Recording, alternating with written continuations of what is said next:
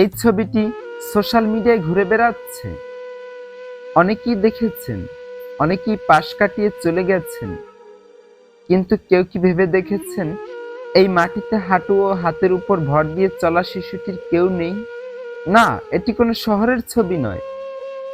এটি বাংলাদেশের হাজার হাজার গ্রামের একটি। আর এই শিশুটি একজন পথশিশু।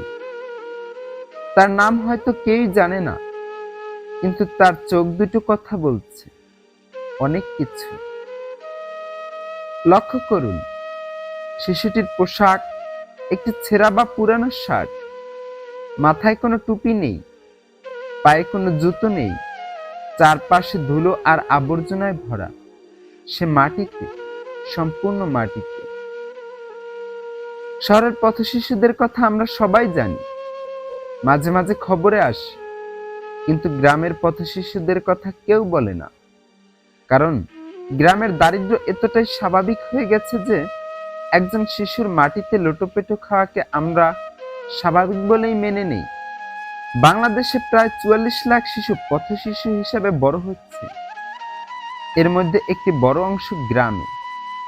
তারা রাস্তায় জন্মায়, রাস্তায় বড় হয়। তাদের কোনো বার্থ সার্টিফিকেট নেই, কোনো জন্মসনদ নেই, কোনো পরিচয় নেই।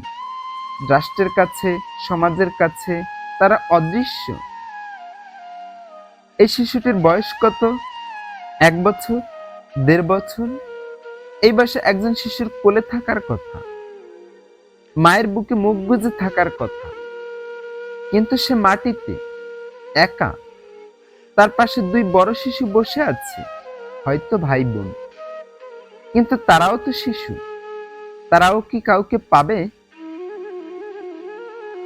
আমি জানি না এই শিশুটির মায়ের কি হয়েছে, বাবা আছেন কিনা। কিন্তু আমি জানি তার চোখ দুটোতে কোনো মায়ের ছায়া নেই। সে তাকিয়ে আছে, কিন্তু কি দিকে? সে কি কাউকে খুঁজছে, নাকি শুধু বেঁচে থাকার চেষ্টা করছে? আমরা যখন আমাদের সন্তানদের স্কুলে পাঠাই, তখন এই শিশুটি মাটি খুঁড়ছে। আমরা যখন আমাদের বাচ্চাদের জন্য নতুন পোশাক কিনি, তখন এই শিশুটির গায়ে একই কাপড় দিনের পর দিন। আমরা যখন রাতে ঘুমাতে যাই, তখন কি জানি এই শিশুটি কোথায় রাত কাটায়?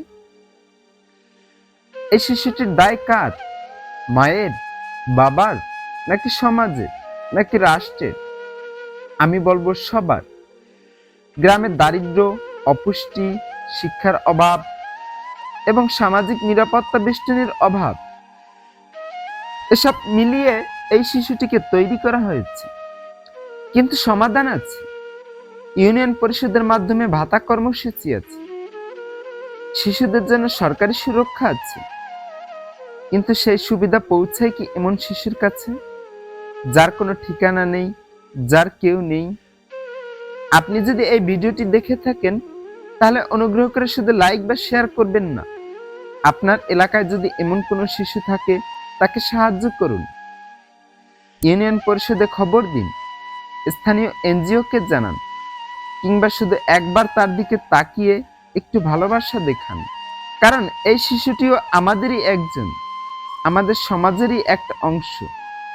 আর যদি আমরা তাকে না দেখি, তাহলে একদিন সমাজ আমাদেরকেও দেখবে না। আমি আশা করি এই ভিডিওটি শুধু একটি ভাইরাল কন্টেন্ট হিসেবে মনে রাখবেন না। এটি একটি স্মরণিকা, একটা অনুরোধ এই শিশুটির জন্য এবং হাজার হাজার এমন শিশুর জন্য। দয়া করে কিছু করুন। ভালো থাকবেন আর পাশের শিশুটিকে একটু খেয়াল রাখবেন।